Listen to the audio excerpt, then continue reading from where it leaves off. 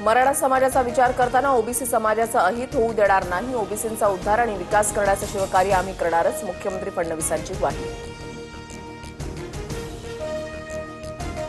Hyderabad GR ओबीसींवर घाला घालणारा सरकारची भूमिका ओबीसी विरोधी, मात्र आम्ही लढणार, हक्काचं रक्षण करणार। विजय वडेट्टीवार ठाम, आजच्या बैठकीला येण्यासाठी ओबीसी नेत्यांना आवाहन।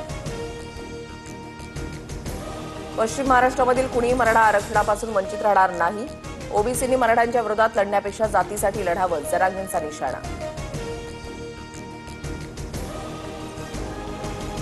मराठा आरक्षण देताना ओबीसींना धक्का लागणार नाही। ज्यांच्या नोंदी आहेत त्यांनाच कुणबी प्रमाणपत्र मिळणार, मुख्यमंत्री फडणवीसांकडून स्पष्ट। कुणी बॅनर लावा, कुणी कॅम्पेन करा, मात्र जीआरची तातडीनं अंमलबजावणी करून नोंदणींच्या आधारे मराठवाड्यामधील सर्व मराठ्यांना कुणबी प्रमाणपत्र वाटायला सुरुवात करा।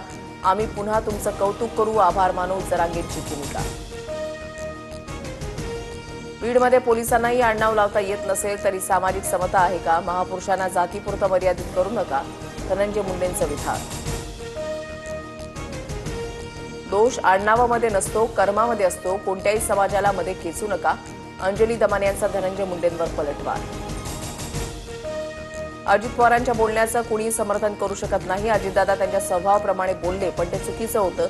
आयपीएस अधिकाऱ्याशी झालेल्या वादावरून प्रवीण दरेकरांची भूमिका।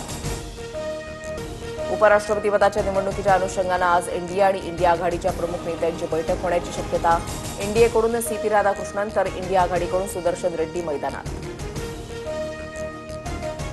शिंदेंच्या शिवसेना खासदारांची आज खासदार श्रीकांत शिंदेंच्या निवासस्थानी बैठक। उपराष्ट्रपती पदाच्या निवडणुकीसाठी रणनीती ठरणार।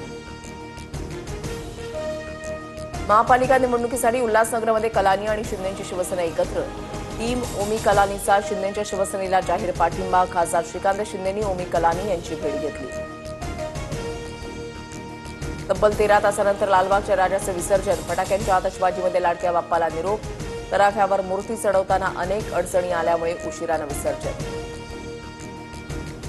पुण्यात 31 तास रेकॉर्ड ब्रेक मिरवणुका। मानाच्या बाप्पांचं विसर्जन, पण इतर मंडळांना उशीर। दिमागदार मिरवणुकीमध्ये तरुणाईसह पोलिसांनी आनंद लुटला। महापालिकेकडून अलका चौकात साफसफाईला सुरुवात। 8 वर्षांच्या प्रदीर्घ प्रतीक्षेनंतर भारत आशिया कपचा मानकरी। भारताकडून गतविजेत्या दक्षिण कोरियाचा 4-1 पराभव। भारतीय संघाला 2026 हॉकी विश्वचषकाचं तिकीट।